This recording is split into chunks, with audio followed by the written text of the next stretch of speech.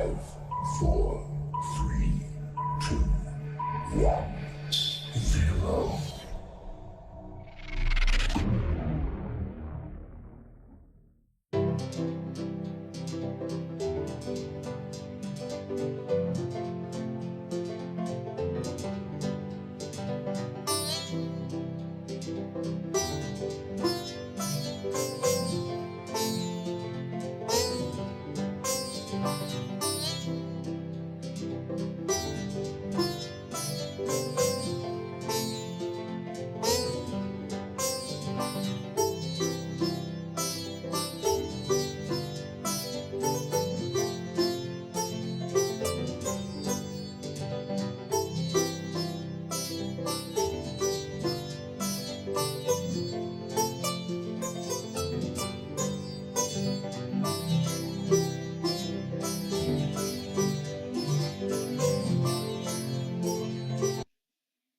પ્રકાંડ પંડિત એવા નરેશ વેદ સાહેબ, જેમનું પરોક્ષ શિષ્યત્વ અમને બધાને મળ્યું છે એવા વ્યાસ સાહેબ, આપ સૌ મારાથી મોટેરાઓ, સૌને મારા પ્રણામ. 7:05 ઓછી છે અને મારા સમય હું મૂકીશ. ઓમ કોમ્યુનિકેશન દ્વારા ઈસુના નવા વર્ષની આ પ્રથમ સાંજ, એ સાંજે આરંભાયેલું આ સંત સાહિત્ય પર્વ ઘણી બધી રીતે સૂચક છે, પણ એક જ મુદ્દો કહું તો કોઈ પણ સમયે સમાજને દોરનારા બે માર્ગો રહ્યા છે, એક યુદ્ધનો અને બીજો બુદ્ધનો. 21મી સદીમાં જ નહીં પણ કોઈ પણ સમયે આપણને કાયમ બુદ્ધના માર્ગની જ આવશ્યકતા રહી છે. ભૂતકાળમાં પણ મને ક્યારેય નથી સમજાતું કે યુદ્ધ એ જ કલ્યાણ, એ તો કેવી રીતે હોઈ શકે. પણ એ આપણા હાથની વાત નથી, વર્તમાન આપણા હાથની વાત છે. અને ત્યારે સૌથી વધારે જે માર્ગની જરૂર છે એ બુદ્ધના માર્ગની, અને જગતને બુદ્ધત્વની દિશામાં લઈ જવાનું બહુ મોટું કામ જેમણે કર્યું છે એવા, અને હજી એ જેમનો શબ્દ કરી રહ્યો છે એવા સંતોના જીવન અને કવનને સ્પર્શવાનો આ ઉપક્રમ જે યોજાયો છે એને સૌથી પહેલા મારા પ્રણામ કરું છું. આપણે ત્યાં મધ્યકાળમાં શાંતિ રે પમાડે તેને સંત કહીએ એમ કરીને સંતની વ્યાખ્યા કરવામાં આવી છે. એટલે જેઓ પોતે પણ શાંતિ પામ્યા છે અને અન્યને પણ પમાડી શક્યા છે, પમાડવાની તાકાત પણ જેમનામાં છે, એવા સૌ સંતોની ચરણ રજ માથે લેવાનો આ અવસર છે. અને આ ચરણ રજ માથે લેવાનો અવસર જેમના કારણે આપણને મળ્યો છે એવા મનીષભાઈને ઓમ કોમ્યુનિકેશનનો પણ આરંભે જ હું આભાર માની લઉં ને મારો આનંદ વ્યક્ત કરી લઉં. ગુજરાતી સાહિત્ય કહો કે એનો મધ્યકાળ એક વર્ગ એવો છે જે અંધકાર યુગ કહે છે, ભારતીય સાહિત્યના સંદર્ભમાં પણ વાત કરીએ તો, અને બીજો વર્ગ એવો છે કે જે એને સુવર્ણકાળ કહે છે. બંને પોતપોતાની જગ્યાએ સાચા છે. મુસ્લિમોનું શાસન છે અને એ શાસનના કારણે જે પ્રશ્નો છે એ પણ અંધકારનું એક કારણ છે. અને એ સમયનો સમાજ જે બદીઓમાં દટાયેલો છે, જે કુરિવાજો, જે દૂષણો, જે ધાર્મિક અંધશ્રદ્ધાઓ અને ઘણું બધું, એ બધી રીતે પણ જે અંધકાર યુગ છે, એ અંધારાની વચ્ચે ટમટમતા તારાની જેમ જે ફૂટી નીકળ્યા છે. તારા તો હોય જ છે, ફૂટી નથી નીકળતા, આપણને લાગે છે કે ફૂટ્યા છે, એ હોય જ છે. તેમ ત્યારે હતા ને આજે છે ને કાયમ રહેશે. અને જેણે પોતાના અજવાળાથી આ કાળાશ ભરેલા કાળને સુવર્ણ યુગમાં પ્રકાશથી ભરી દીધો એવા સૌ સંતો, એ સંતોને પ્રણામ કરવાનો આ અવસર છે. આ યુગમાં આપણને નરસિંહ, મીરા, અખો, આ બધા સંપ્રદાયથી મુક્ત એવા કવિઓ મળ્યા. મારા ભાગે, મારા સદનસીબે એમ જ કહું, એમાંથી પ્રેમ સખી પ્રેમાનંદનું ગુણ કીર્તન કરવાનું જે આવ્યું છે એને પણ હું કુદરતનો બહુ મોટો ઉપકાર માનું છું. સ્વર્ગસ્થ ઈશ્વરદાસ ઈચ્છારામ મશરૂવાડાએ શ્રી પ્રેમાનંદ કાવ્યમ આ ભાગ 1 અને 2, આ બે પુસ્તકોમાં એમના કાવ્યો સંપાદિત થયા છે, જે દર્શનાર્થે લાવવા પડે એવા કાવ્યો છે. 4000 જેટલા પદો સંકલિત એમાં થયા છે. અનંતરાય રાવળ સાહેબનું આ સંપાદન એ 1978માં પ્રેમ સખી પદાવલી નામે એના દીર્ઘ લેખ રૂપી પ્રસ્તાવના સાથે આપણને મળે છે, ને જેમાં 299 પદો એમના સંકલિત થયા છે, સંપાદિત થયા છે. ડોક્ટર હરિપ્રસાદ ઠક્કરનો મહાનિબંધ પણ ઈસવીસન 1971માં એ પ્રેમ સખી પ્રેમાનંદ ના નામે પ્રકાશિત થયો છે. અને હું મુખ્ય પુસ્તક મારી પાસે પીડીએફમાં છે, પણ થોડાક એમાંથી પદો ને થોડી વાત આ પુસ્તકમાં પણ છે. નિરંજનભાઈ રાજ્યગુરુએ પ્રેમ સખી પ્રેમાનંદના શ્રેષ્ઠ પદોનું નવભારત સાહિત્ય મંદિર દ્વારા જે સંપાદન થયું એમાં 101 પદો ઈસવીસન 1995માં કરેલ છે. આટલા કામ પ્રેમ સખી પ્રેમાનંદ વિશે થયા છે. ઇતિહાસમાં જે નાના મોટા ઉલ્લેખો છે અને થોડી ઘણી વિગતો મળે છે. આ બધા સંદર્ભ ગ્રંથોમાંથી પ્રાપ્ત મોટા ભાગના ગ્રંથોમાંથી પસાર થતા એમના પૂર્વ જીવન વિશે જે માહિતી મળે છે એ આ મુજબ છે કે રાવળ સાહેબ એમ નોંધે છે કે તેઓ ગાંધર્વ એટલે કે ગવૈયા જ્ઞાતિના જણાવે છે, અને નિરંજનભાઈ એમાં એક ઉમેરો કરીને એમ કહે છે કે મુસ્લિમ તુરી કોમના હતા એવું પણ એ નોંધે છે. સુંદર દેહ યષ્ટિ, અહીંયા પણ તમને સૌથી દેખાવડા લાગતા હોય એવા મને મજા એમ આવી રહી છે કે મારી પીઠ બહુ જ બળુકી છે. જેની પીઠની પાછળ આટલા બધા સંતો ઉભા હોય, મારી માએ મને એમ કહેલું છે કે તોજી પોઠ બરુકી આય, કચ્છીમાં એમ તોજી પોઠ. આજે આ સાબિત થાય છે કે પીઠ બરુકી હોય. આટલા બધા સંતો, આપણા બધાની પીઠ બળુકી છે, કારણ કે આપણા આ બધા જ સંતો આપણા પીઠની પાછળ ઉભા છે, આપણો ટેકો બનીને. હા, એ વાત જુદી છે કે એ પીઠની આપણને ઘણાને ઓછી ખબર છે, પણ સુંદર દેહ યષ્ટિ અને મધુર કંઠના લીધે બાવાઓ ઉપાડી ગયા છે. જેને મને એવા સાધુ મળ્યા, મારા ગુરુ પરમ પૂજ્ય ઉપાધ્યાય શ્રી ભુવનચંદ્રજી મહારાજ, જેનું પુણ્ય સ્મરણ કરવું પડે, કે જે સૌથી પહેલા પોતે જ હસતા હતા. એટલે મારે એમને ચકલી બનાવીને આમ ડાબલીમાં મેં લઈ લીધા છે, મારે કેવું જોઈએ. હસમુખા, પ્રેમાળ, એકદમ દેખાવડા, સારું ગાય. એટલે બાવાઓ પણ બધા ઉપર નજર રાખતા હોય છે, એ તમે ધ્યાન રાખજો. અને આવા બધાને શોધી શોધીને પોતાની મંડળીમાં ઉપાડી જતા હોય છે, એવું ત્યારે બનતું. આ બાળક એમાં ફસાઈ ગયેલો અને એમાંથી જ્ઞાનદાસજીએ એમને ઉગાર્યા. અને એવું લખે છે 1815માં જુનાગઢમાં અથવા ગઢડામાં, બંનેમાંથી શક્યતાઓ બંને તરફ છે એટલે ફિક્સ નથી, શ્રી સહજાનંદ સ્વામી સાથે મિલન કરાવ્યું અને પછી તેઓ સ્વામિનારાયણ સંપ્રદાયના સાધુ થયા. એમના સંસારીપણાનું નામ હાથીરામ હતું અને દીક્ષા બાદ નામ મળ્યું નિજ બોધાનંદ. બહુ લાંબુ નામ છે. કાવ્ય લેખનમાં એ એમના ગુરુને જ બાધક લાગ્યું કે આ કવિતાઓ લખે ને નિજ બોધાનંદ કહે, આવું તો જરાક સેટ નથી થતું. એટલે એમણે જ આ નામ બ્રહ્માનંદ, ફલાણાનંદ, આનંદ આમ બોલતા ગયા અને પછી છેવટે એમ કે હવે તમે પ્રેમાનંદ એમ, અને એમને પ્રેમાનંદ કયા. પ્રેમ લક્ષણા ભક્તિના ઉત્તમ પદો એમણે આપ્યા અને એમના જ ગુરુએ એમને બીજું બિરુદ આપ્યું, તે પ્રેમ સખીનું. એમનો જીવનકાળ સંભવતઃ જન્મ વિશે બહુ વિગતો કન્ફર્મ નથી થતી, પણ ઈસવીસન 1784, દેહ વિલય એમનો 1855માં થયો, એટલે લગભગ મધ્યકાળ પૂરો થયો અને આપણા આ સંત કવિ પણ એમણે રજા લીધી. અંદાજે 71 વર્ષનું આયુષ્ય એમણે ભોગવ્યું, જેમાં એક જણ એમ લખે છે કે 35 વર્ષ એમનો કવનકાળ છે અને કોઈક 40 વર્ષ બતાવે છે. 12,000 જેટલા પદોની રચના એમણે કરી એવું સ્વામિનારાયણ સંપ્રદાયનો ઇતિહાસ કે છે. એના ઇતિહાસકારનું નામ આગળ હું કહું છું.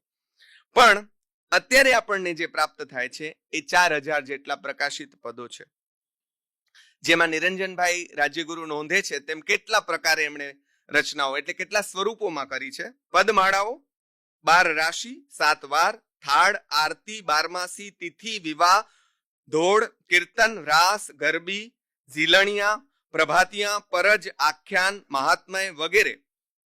આ બધા પ્રકારોમાં 4 કડીથી માંડીને 50 થી 60 કડીઓની રચનાઓ એમણે આપણને આપી છે. 5-7 પદથી માંડીને 88 પદો સુધીની પદમાળાઓ એમણે આપણને આપી છે.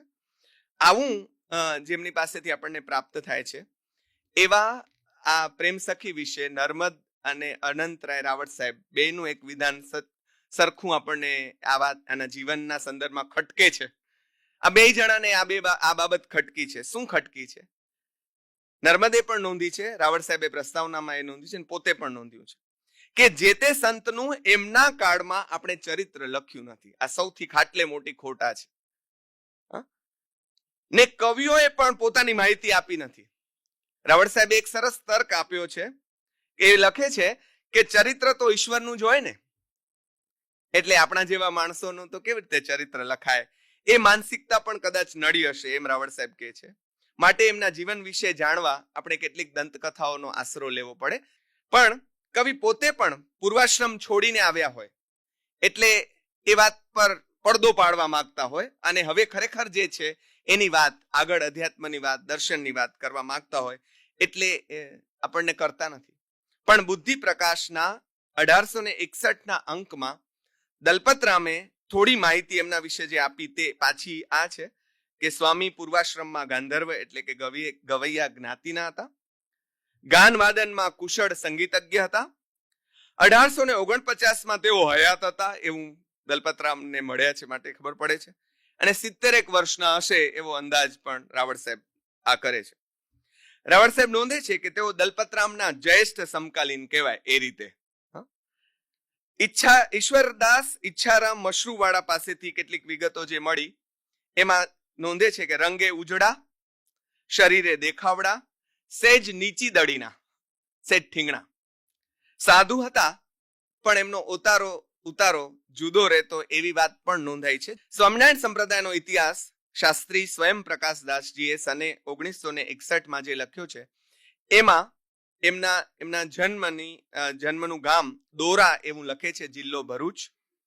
અને સહજાનંદ સ્વામીએ એમના વિશે જે વિધાન કરેલું એ વિધાન કરીને પછી હું સીધો એમના કવન ઉપર પહોંચું છું. સહજાનંદ સ્વામી તેમના વિશે લખે છે, વચનામૃતમાં જે નોંધાયું છે, સાધુ પ્રેમાનંદ સ્વામી ભગવાનના ધ્યાનના અંગની ગરબીઓ જે વંદુ સહજાનંદ રસરૂપ અનુપમ સારને રેલોલ એ ગાવતા હતા. પછી જ્યારે ગાઈ રહ્યા ત્યારે શ્રીજી મહારાજ બોલ્યા.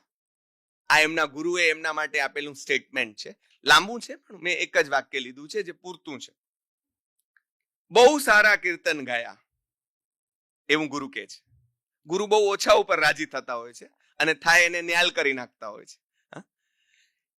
બહુ સારા કીર્તન ગાયા.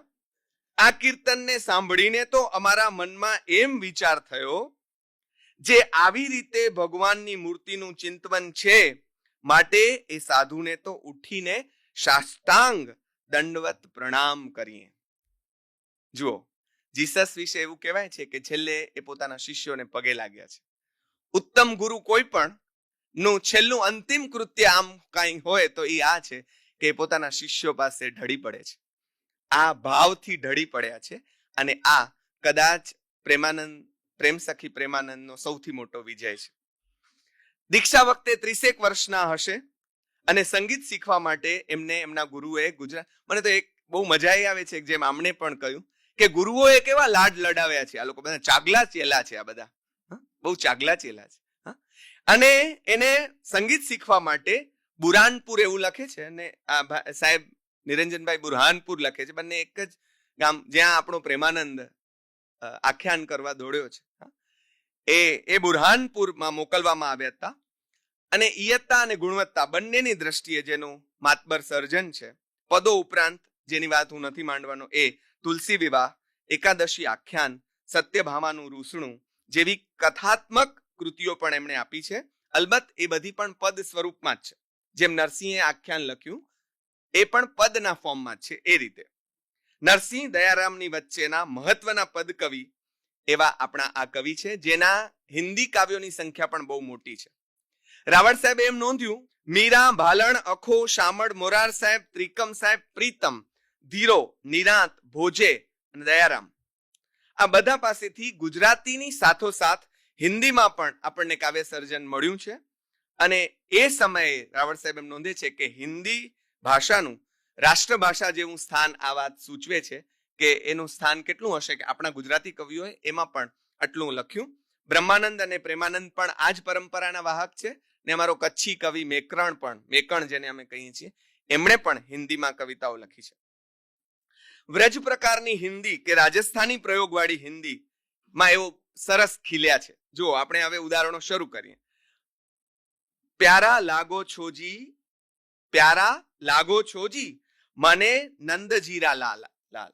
પ્યારા લાગો છોજી, મને નંદજીરા લાલ, થારે કારણ મેં તો વ્રજ में બેસી છા. થારે કારણ રાજસ્થાની, થારે કારણ મેં તો વ્રજ में બેસી છા, જોઈ જોઈ જીવા થારી ચાલ. તને ચાલતો જોઉં છું અને મને જીવવાનું બળ મળે છે. તમે જુઓ કેટલા નજીકથી આ લોકોએ જોયા હશે. આપણા કવિઓએ પણ માંગ્યું છે કે આંખ દેખ્યાનો દેશ ભલે લઈ લીધો નાથ, પણ એની સામે તું મારી પાસે રે. ભલે આંખો લઈ લીધી હોય પણ એ તું પાસે રે, તારો પગરવ સાંભળું એટલો પાસે રહેજે ભાઈ. મેં તો છેલ્લા થારા ચરણારી દાસી, હું તો તારા ચરણોની દાસી છું. થે મારા પ્રાણ ગોપાલ, તું મારો પ્રાણ ગોપાલ છે. એમના પદોમાં પંજાબીની છાંટ પણ છે. જુઓ તમે. સૈયા સૈયા મોએ લગ લઈ નૈનાદી સેન, સૈયા મોએ લગ લઈ નૈનાદી સેન. એવી જ રીતે બીજા પદોમાં દગનદી, આશકોદી, આશુ કાંદા. આ દા અને દી નો છઠ્ઠી વિભક્તિનો પ્રત્યયો આપણને મળે છે અને પંજાબીનો સ્પર્શ આપણને મળે છે. એમણે ગઝલ લખી છે જેમાં આશક, માશુક, યારી, મહેબૂબ, ખાવંદ, પરવરદિગાર જેવા ઉર્દુ, અરબી, ફારસી શબ્દો પણ ઘણા છે પણ હું ઓછા બોલ્યો. આવા શબ્દો પણ આપણને મળે છે.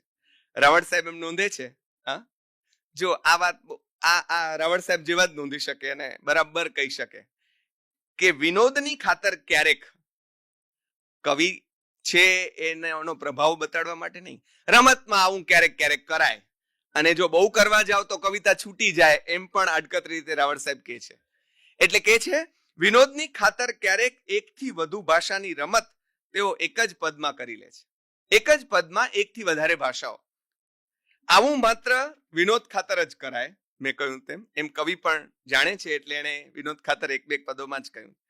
મોહન બેન બજાઈ એમાં એ લખે છે પહેલા ગુજરાતીમાં, પછી કાઠિયાવાડી બોલીમાં, પછી મરાઠીનો પ્રયોગ કરતા એમ બોલે છે, સૈયર કાય સાંગુમી આતા. પહેલા ગુજરાતી, પછી કાઠિયાવાડી બોલીમાં બોલે છે બીજી લીટી, ત્રીજી એટલે કે ત્રીજો જોડકો શેરની જેમ બે લીટી કરતા જાય છે. સૈયર કાય સાંગુમી આતા, કુઠે ગેલે પાતા પાતા.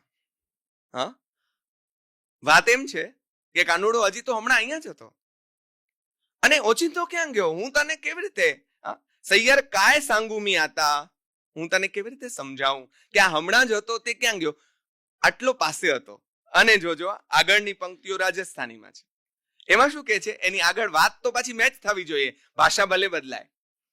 પ્રભુજી મેં તો થાકી દાસી, પ્રભુજી મેં તો થાકી દાસી, ઠાકોર હાંસી માં જીવ જાસી.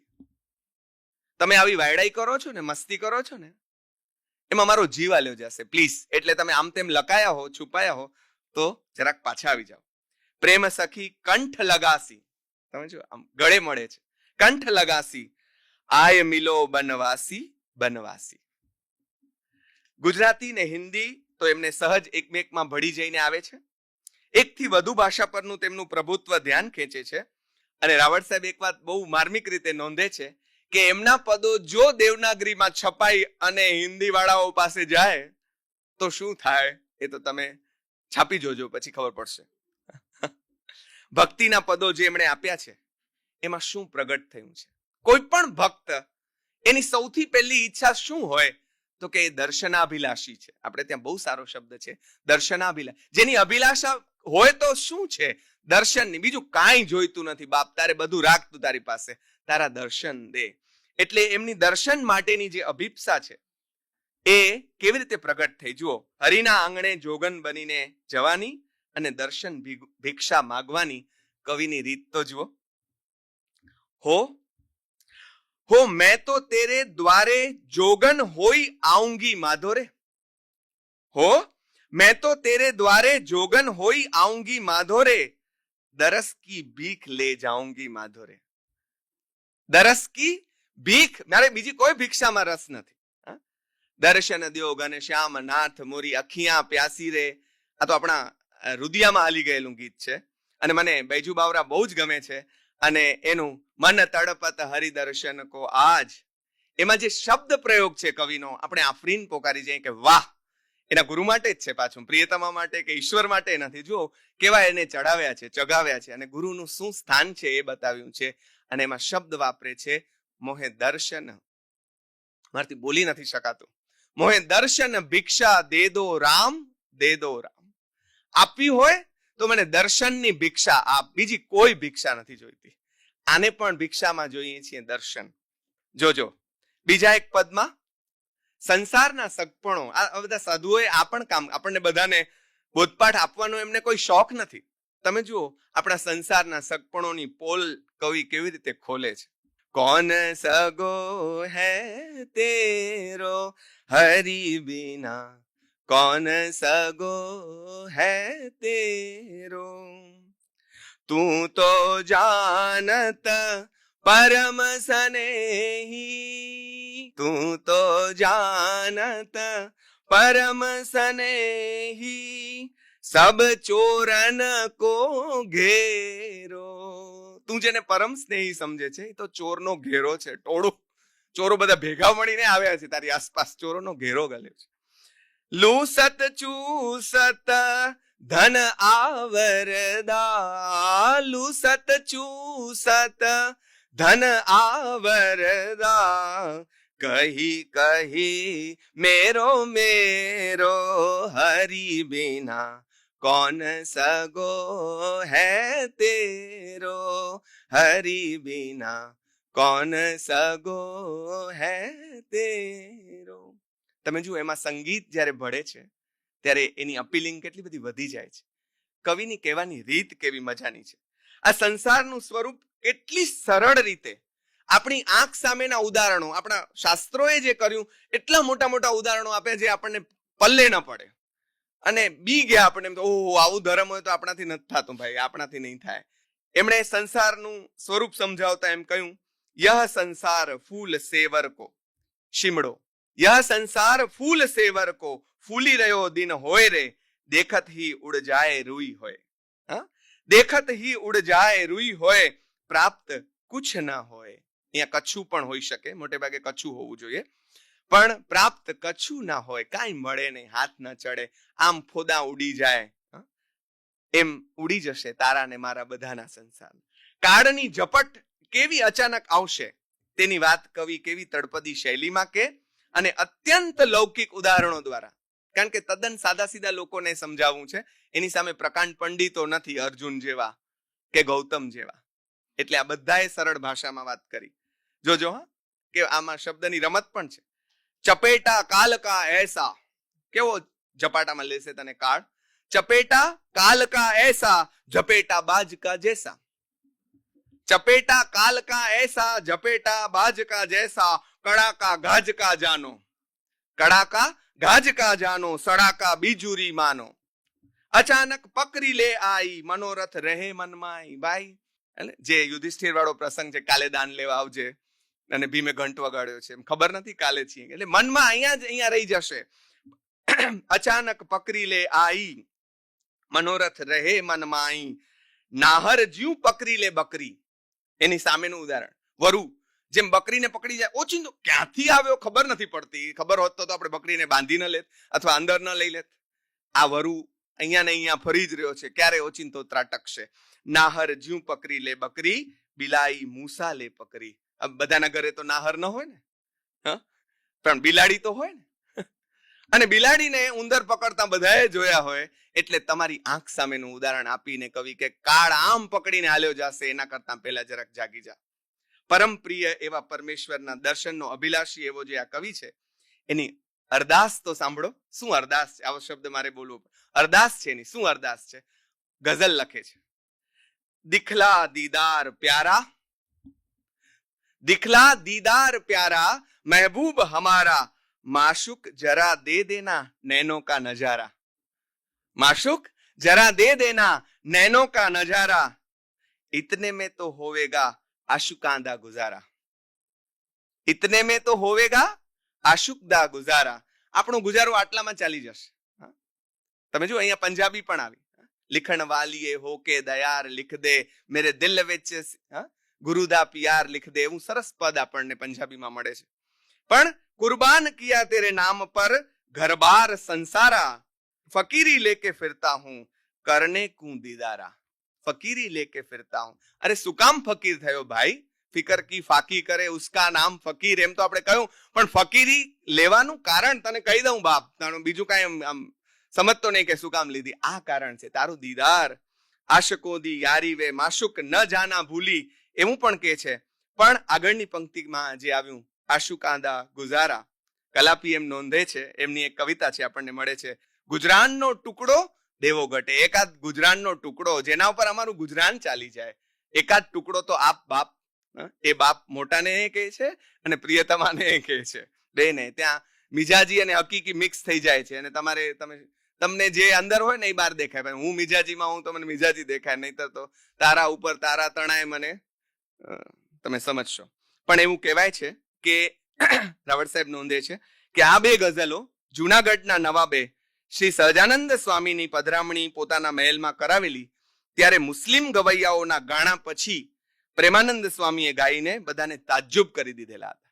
પેલા મુસ્લિમ ગવૈયાઓએ સહજાનંદ સ્વામીના માનમાં પોતાના પદો ગાયા, રજૂ કર્યા, અને પછી આમણે ઓન ધ સ્પોટ આ એમને ગમે એવી ભાષામાં. તમે જુઓ, જ્યારે તમારે સંવાદ કરવો હોય ત્યારે એની ભાષામાં બોલવું પડે.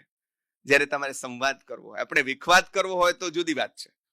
આવા પરમ પ્રિય પુરુષ કૃષ્ણની રૂપની મોહિની કેવી એને લાગી છે એ તો એના પદોમાંથી આપણે પસાર થઈએ તો ખબર પડે. પ્રેમ લક્ષણા ભક્તિના ગાનના શૃંગાર રસના ઉત્તમ પદો આપણને મળે. તારે મોલીડે રે ગિરધર લાલ મનડું મોયું રે, રંગ ભીના તમારું રૂપ રમતા જોયું રે. આ શેમાં રમતા એ તમારે સમજવાનું છે. તમારું રૂપ રમતા જોયું, બીજા કોઈ સાથે રમતા મેં તમારું રૂપ જોયું છે ને હું મોહી ગઈ છું. પણ આગળ જે કે છે એ તો એકદમ મોસ્ટ રોમેન્ટિક છે, મોસ્ટ રોમેન્ટિક. હસતા ને રમતા હેતમાં રે મોહન ભેટો ને ભીનેવાન. See how romantic the poet is. કેટલો રોમેન્ટિક છે આ કવિ. અને રાવળ સાહેબે આમ તો ઇન જનરલ કહ્યું છે, પણ કોઈ પણ કે કાનુડો ન હોય એટલે એમણે લખ્યું છે કે કૃષ્ણ લીલાએ ભક્તોને કવિઓ બનાવ્યા છે. જે ભક્ત હતા એને કવિ કોણે બનાવ્યા? કૃષ્ણ લીલાએ. એટલે કાના બિના ગાના કહા હે. કાનો ન હોય તો ગાના કેટલું બધું ડિલીટ થઈ જાય, એમ ઉગડી જાય, એમ આપણે પડીએ, એમ હેઠા પડીએ. પ્રભાતના પદોમાં કૃષ્ણને જગાડવાના પદો તો આ કવિ આપે જ છે. નંદના નંદન જાગો આનંદ કંદ. જાગો, બીજા પદમાં જાગો લાલ છબીલે મોહન ભોર ભયો મોરે પ્યારે. આપણે ત્યાં સંસ્કૃતમાં પણ ઉત્તિષ્ઠો ઉત્તિષ્ઠ ગોવિંદ ઉત્તિષ્ઠ ગરુડ ધ્વજ ઉત્તિષ્ઠ કમલાકાંત ત્રૈલોક્યમ મંગળમ કુરુ, એમ કરીને આપણે વિચાર તો કરો. કવિઓની મજા તો જુઓ, મજાલ પણ જુઓ કે મજાલ તો ભગવાનને કહે છે ઉભો થા, શું સૂતો પડ્યો છે. અને ઉત્તિષ્ઠ ઉત્તિષ્ઠ ગોવિંદ ઉત્તિષ્ઠ ગરુડ ધ્વજ ઉત્તિષ્ઠ કમલાકાંત ત્રૈલોક્યમ મંગળમ કુરુ. ત્રણ લોકનો મંગળ કર બાપા, સુઈ કેમ રહ્યો છે? અને એ આપણને પણ કહે છે, આપણી અંદરના ભગવાનને પણ કહે છે કે ઉઠ જાગ મુસાફિર ભોર ભઈ અબ રહેન કહા જો સોવત હૈ સો ખોવત હૈ જો જાગત હૈ સો પાવત હૈ. પણ આ કવિ તો પ્રેમાનંદ છે ભાઈ. પાછું જેની આગળ પ્રેમ સખી હોમે હોમે નથી લાગ્યું એ ઉઠાડે તો આવું બધું તો ટ્રેડિશનલી તો ઉઠાડે, પણ મૂળ એના અંદરની જે આરત છે એ જુઓ તમે. એટલે કહે છે પ્રેમાનંદ પ્રભાતના પદોમાં પોતાની ગત રાત્રિની અધૂરી ઈચ્છા. કઈ ગત રાત્રિની અધૂરી ઈચ્છા છે? શું છે? એટલે એ પૂરી કરવાની, એટલે કે હરિદર્શન આપવાની. મારી ઈચ્છા તમારા દર્શન પામવાની છે. એટલે કે છે રજની બીત ગઈ રે ભોર ભઈ.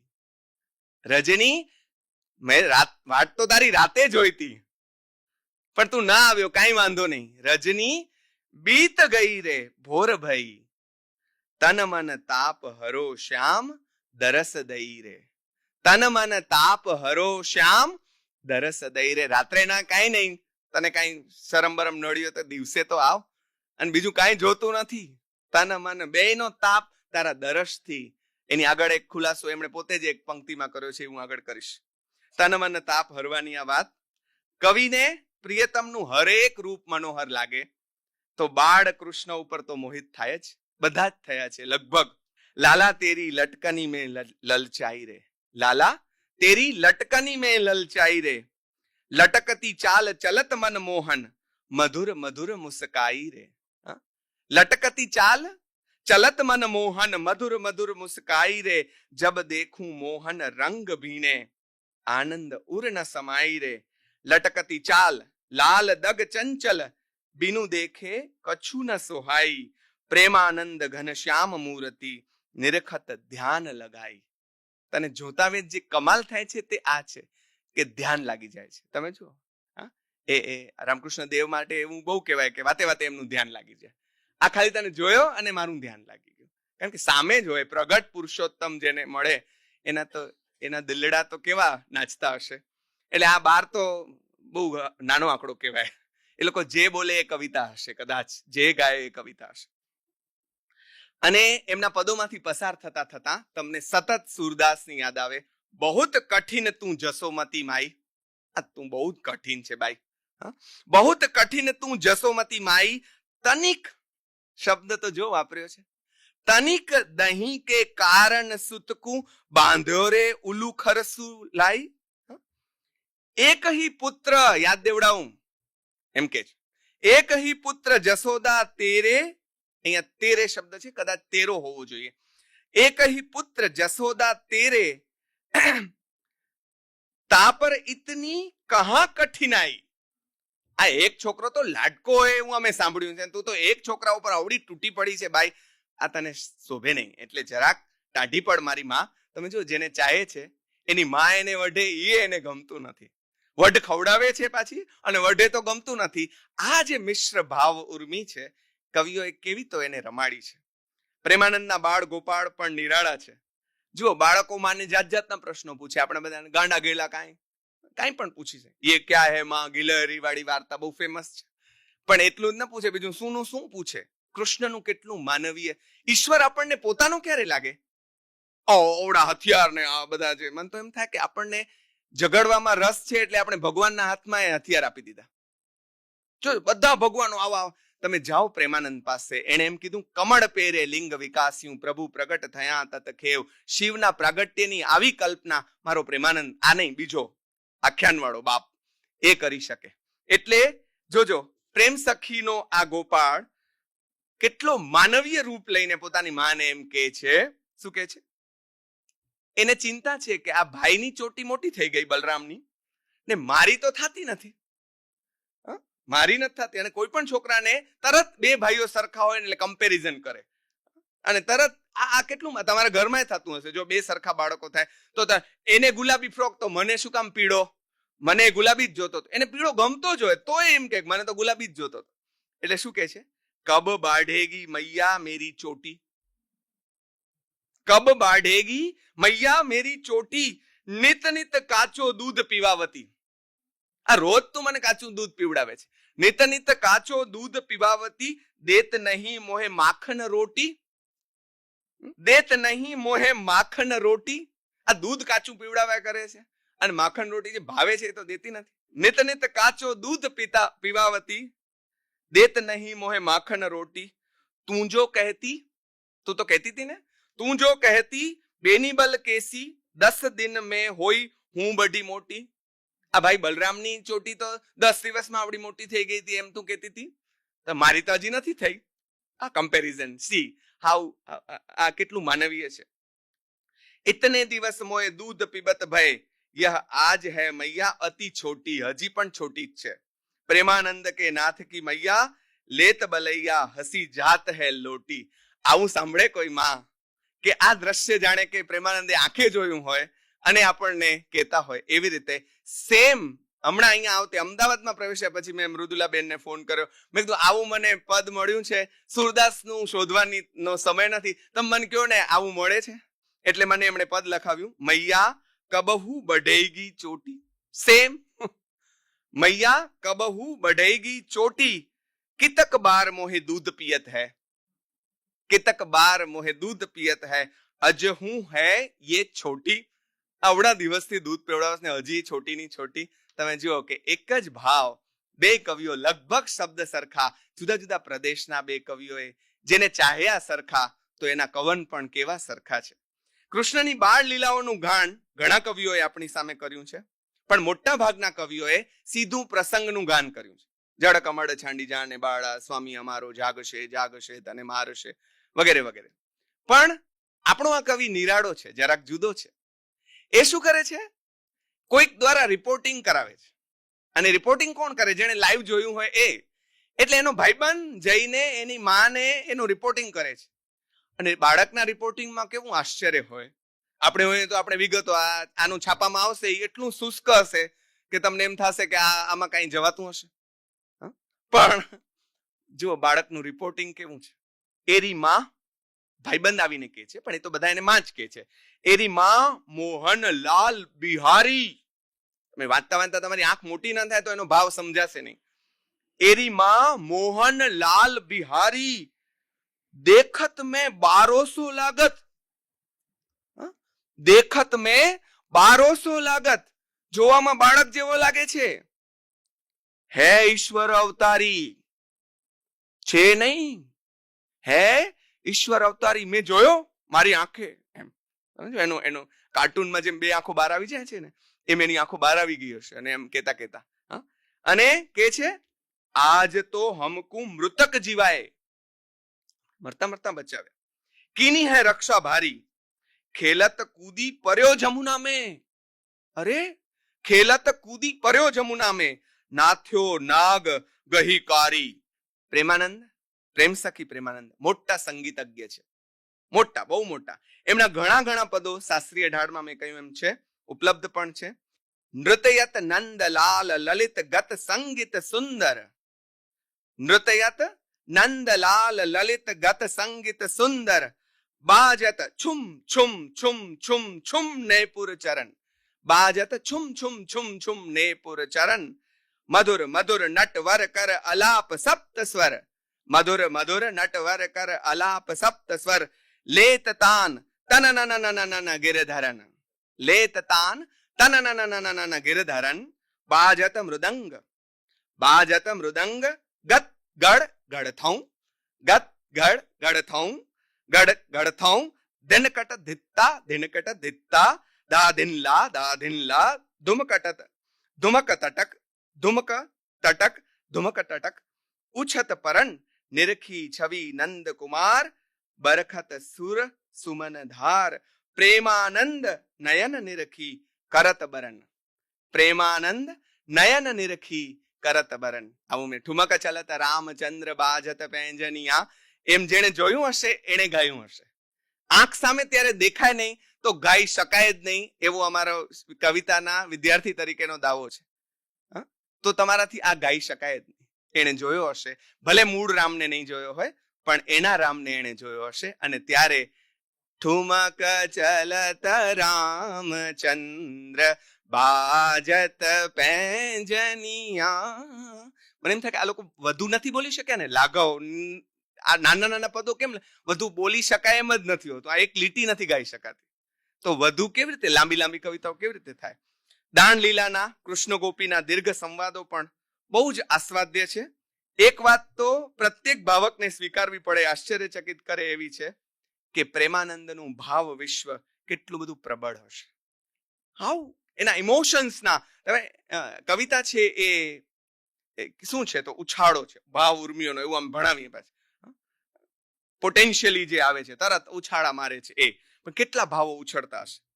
કવિના પ્રિયતમ કૃષ્ણને સહજાનંદ સ્વામી માટે અને બીજા સહજાનંદ સ્વામી, એ બંને માટેના અંદર ઉછાળા મારતા ભાવો કવિતાનું રૂપ લઈને આપણી સામે આવે છે. અને એના કારણે આ ભાવ જે તરત આવીને જતા રહે છે, દરિયાના મોજા જેવા જેને કયા, એ શાશ્વત રૂપ ધારણ કરીને આપણી સામે બેસી જાય છે. તમે જુઓ કે આ કવિઓની કવિતાએ જે કમાલ કરી કે ઇટ ઇઝ એ ડોક્યુમેન્ટ છે. કોઈ એમ કહે છે, ઘણાએ કોઈ લખ્યું છે કે એમનામાં વિષય વૈવિધ્ય બહુ ઓછું છે, પણ વિષય વૈવિધ્ય ભલે ઓછું હોય, પણ પરંપરિત વિષયોને નવી નવી રીતે મૂકવાની એમની જે શૈલી છે એ માટે આપણે એમને સલામ ભરવા પડે. જે કારણસર એમને પ્રેમ સખીનું બિરુદ મળ્યું. મીરાએ જેમ કહ્યું કે ઘાયલ કી ગત ઘાયલ જાને ઓર ન જાને કોઈ, એમ કહે છે પ્રેમાનંદ પણ એમ કહે છે, સખી પ્રેમી જાણે વાત પ્રીતની જો. કોણ જાણે?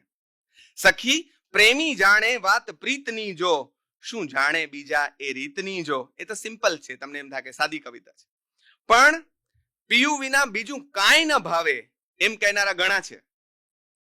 મીરાએ પણ કહ્યું, નરસિંહે કહ્યું, બધાએ ઘણાએ કહ્યું, આનંદ ઘનજીએ પણ કહ્યું કે ખારો લાગે લોક, ખારો લાગે લોક. પણ આ કવિ બીજું કહે છે કે કૃષ્ણ વિના બધું મને હરામ છે. આ હરામ શબ્દ એ તે સમયના ઇસ્લામનો પ્રભાવ છે. હક અને હરામ છે, હલાલ છે અને હરામ છે. જે ખાવું છે, ખાઈ શકાય એવું છે, એ હલાલ છે. ખાવામાં વર્જ્ય છે, જે નિષેધ છે જેના ઉપર, એ હરામ છે. એટલે કૃષ્ણ સિવાય બાકી બધું, નરસિંહે તો એમ કહ્યું કે કાચું છે. અહીંયા એને હરામ કરી નાખ્યું કે બીજામાં પડાય જ નહીં, હરામમાં જવાય કોઈ દિવસ. એટલે શું કે છે, સખી પ્રેમી જન હંસ. પોતાની જાતને એને હંસ બતાવી દીધી કે જે કૃષ્ણને ચાહે છે એ કોણ છે? સખી પ્રેમી જન હંસ, મોતી શ્યામ છે જો, મોતી શ્યામ છે જો, જેને શ્યામ વિના બીજું હરામ છે જો. જેને શ્યામ વિના બીજું હરામ છે જો. હવે શ્યામ અને હરામનો પ્રાસ કોઈને મેળવવાનું સૂજે તો આ પ્રેમાનંદને સૂજે. એક બાજુ શ્યામ છે પહેલી લીટીમાં, અને બીજી લીટીમાં, બીજી પંક્તિમાં હરામ છે. અને હવે જોજો, મેં તમને કહ્યું એમ, આપણને એમ થાય ને કે આ કવિએ તો શૃંગારની કેવી કવિતાઓ કરી હશે. અધર અમૃતના પાનની વાત મીરાએ પણ કરી કે પિયા કારણ રે પીડી ભઈ લોક જાણે ગટરોગ. નહીં તો કેવી રીતે મળશે? તો કે મારા પિયુના અધરનું અમૃત જ્યારે પીશ ત્યારે મળશે. પણ અમૃત મળે શું થાય એનો જવાબ આપણને પ્રેમાનંદ આપે છે કે આ અમૃત મને જ્યારે મળશે ત્યારે શું થશે, જોજો.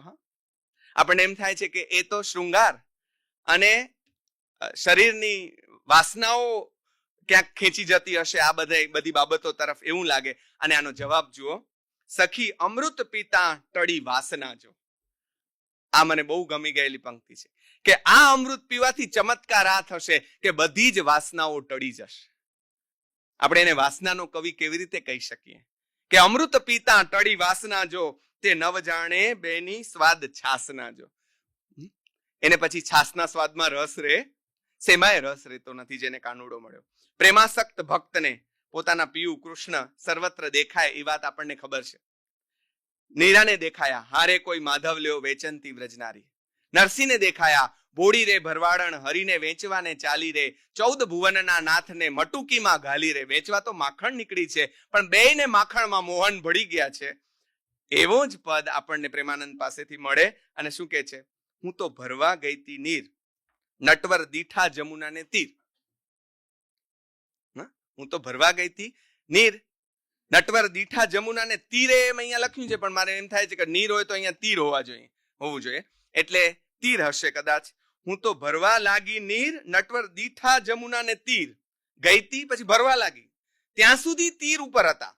અને હવે જોજો, એટલે કે કાંઠે હતા. જોયા જળમાં હી રંગ છેલ, નટવર દીઠા જમુનાને તીર. પાણી ભર્યા, નીચે નમી તો પાણીમાં એ નટવર છે. ક્યાં નથી નટવર? તમે શોધી તો કાઢો.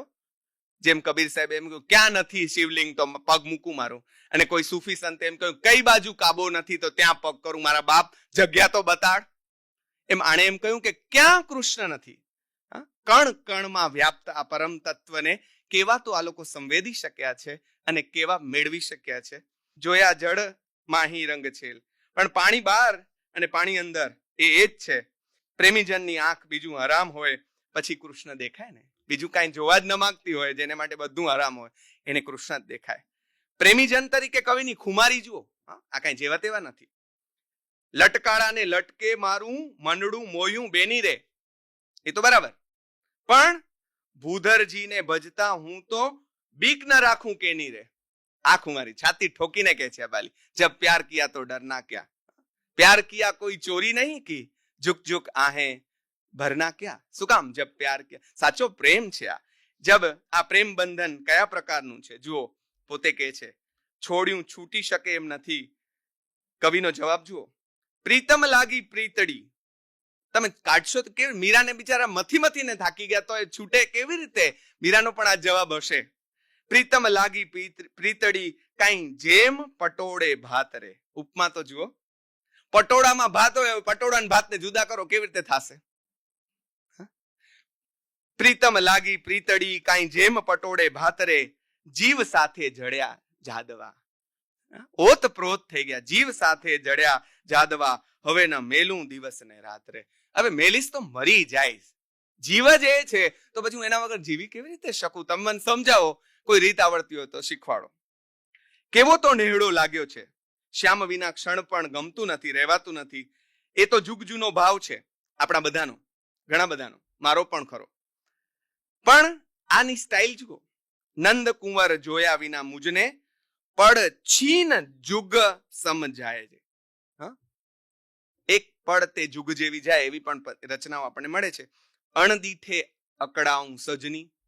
આ જે અકળામણ છે ને સાધુઓની અથવા સંતોની અથવા તો આવા ભક્તોની, એ આ છે. અણદીઠે અકળાઉં સજ, એ જોવા નથી મળતો ને એટલે અકળાઈ જાઉં છું. તમે જો, અકળાવું શબ્દ તો નેગેટિવ છે, પણ અહીંયા આ અકળામણ, અંદરની અકળામણ, દીઠે હરખ નમાય, આ બે છે. અને જોતા હરખ સમાતો નથી. પ્રેમ સખીનું આહવાન પણ સાંભળો જે એના પ્રિયતમને એને આપ્યું છે. મંદિરીએ મોરે આવો રે મોહન, બહુત દિન ને પ્યાસે લોચન. હવે બહુ દિવસ થયા ભાઈ, આવ. રૂપ સુધારસ પાવો રે મોહન, તન મન તાપ બુજાવો રે મોહન. આ શૃંગાર. એક વાત મારે ખાસ અહીંયા નોંધવી જોઈએ. પ્રેમ સખી પ્રેમાનંદના આ પ્રકારના જે લગભગ સ્ત્રૈણ કહી શકાય એવા મનોભાવો છે, જે નરસિંહમાં પણ છે અને બીજામાં પણ છે, એ સ્ત્રૈણ મનોભાવોને જો શ્રી સહજાનંદ સ્વામીએ ત્યારે સ્વીકાર ન કર્યો હોત અને તો આપણને આવી ઉત્તમ કવિતાઓ પ્રાપ્ત ન થઈ હોત. એમણે જો એમ કીધું હોત કે આ ભણ્યા ભાઈઓને આવી ન શોભે, આવી વાતો એને પુરુષોને ન છાજે, મરદ મૂછાળો થઈને આવું બોલે છે, બેસ, તો આપણને આ કવિતાઓ ન મળી હોત. નરસિંહને ન મળી હોત, પુરુષ પુરુષાતન લીન થયું મારું, એની જેમ આ કવિતાઓ આપણને પ્રાપ્ત ન થઈ હોત, બ્રહ્માનંદજીની પણ પ્રાપ્ત ન થઈ હોત. એટલે આ વાતમાં સહજાનંદજીની જે સ્વીકૃતિ છે એ તો આપણને અપીલ કરે જ છે, પણ એમની જે વૈચારિક આધુનિકતા છે એ પણ આપણને અપીલ કરે છે કે એ સમયે હાઉ હી વોઝ મોડર્ન, કેટલા મોડર્ન હતા કે કોઈ આવા છે અને એ રીતે ચાહે છે, તો એનો સ્વીકાર કરો. એ સમયે એમણે આવા મનોભાવોને વ્યક્ત થવા દીધા છે, વહેવા દીધા છે. અને આવો પ્રેમી જ્યારે હોય ત્યારે એનો વિરહ થાય તો શું થાય? સેજલડી સુડી સમ લાગે. આવા પ્રેમી વગર સેજલડી સુડી સમ લાગે. મંદિર ખાવા ધાયજી, પાપી પ્રાણ નથી નિસરતા, કાળજ કટકા ન થાયજી. આહા, મારા કાળજાના કટકા કેમ નથી થઈ જતા અને હું મરી કેમ નથી જતી? પ્રેમ હોય તો ઠપકો પણ હોય જ. એટલે એનું એક પદ, દીની બિસરાઈ રે શ્યામ કનાઈ, બહુત જતન કરી કે પ્રીત જોરી, તોરત લાજ ના આવી. અમે તો કેટલું જતન કરીને તને પ્રેમ કર્યો અને તને તોડી દેતા લાજ ના આવી? ભલા માણસ, એમ કીધું. સબ શું બેર કિયો તુમ કારણ. ઓ ભાઈ, please note for your kind information. સબ શું બેર કિયો તુમ કારણ, ભલી તુમ પર નિભાય, ભલી તુમ પાર નિભાય. તો એ તો ભલી નિભાવી. અધબીચ છોડી ગયે મધુપુર में, रही रोवत पछताई. मैं जो ऐसा जानती प्रीत किए दुख होय, नगर ढिंढेरो पीटती प्रीत न कीजो कोई. એ માણે કીધું આવી મને ખબર હોત તો હવે પસ્તાવું, પણ થાય શું? કંટાળો આ છે કે છેલ્લાજીએ છબીલાજીએ બાંધી લીધા છે અને પાછો પોતે હાલ્યો જાય છે. બાંધ્યા તો ભલે, એની તો મજા છે બાંધાવાની, પણ પોતે હાલ્યો જાય છે. આવા કૃષ્ણ જ્યારે વિરહ થાય ત્યારે એ કવિતાનો વિષય બને જ. ગોકુળ છોડીને મથુરા જાય છે ત્યારે મારા પ્રાણ જીવનને, કેટલી દેશી વાત છે તમે જોજો. હા, કોઈ પણ છોકરી બોલી શકે એવી આ વાત છે. કોઈ પણ છોકરી, મારા પ્રાણ જીવનને રે જાઓ કોઈ વારો. કવિ બનવાની જરૂર નથી. મારા પ્રાણ જીવન ને રે જાઓ કોઈ વારો, હારે દેખાડીને આંખલડીનો ડારો. આને કોઈ આંખનો ડારો તો બતાડો, જરાક છકી બકી દેવો બે ચાર જણા કે આ શું માંડ્યું છે. હા, ડારો શબ્દ આપણો, આંખનો ડારો. પાછો એમ બોલતા નહીં, મારો પ્રેમી છે એટલે બહુ વટતા નહીં, જરાક આંખ બતાડો, સમજી જશે. શાણો છે એમ તો, એટલી એને ખબર છે. તમે જુઓ, પીયુ પરદેશ જતા રહ્યા હોય, આવતા ન હોય, અને પછી પડ્યા પર પાટું એમ ચિઠ્ઠીઓ લખે, તો કેટલો ત્રાસ થાય. એની કવિતા, સુન સુન સજની આઈ ઘટા ઘન સાવન કી, સાવન કી બરખાવન કી, બૂંદન બરસે જીયરા લરજે, ગરજે દુખ ઉપજાવન કી, પઠઈ પતિયા જરાવન છતિયા, જરે પર લોંગ લગાવન કી. કવિતા પરમ આરાધ્ય એમના દેવ સહજાનંદ સ્વામી માટે પણ એમણે ઘણી કરી છે. પ્રથમ જેને ગુરુ બનાવ્યા અને પછી પુરુષોત્તમ તરીકે એમને પોતાના સ્વામી તરીકે એનો સ્વીકાર કર્યો, ભગવાન તરીકે સ્વીકાર કર્યો. આવા સહજાનંદ સ્વામીના ઘનશ્યામ એવા નામને પણ કેન્દ્રમાં રાખીને ઘણી કવિતાઓ લખી. મારે લાગ્યો રે હરિવરથી નેડો, સાહ્યો સહજાનંદ સ્વામીનો છેડો. નેડો અને છેડો.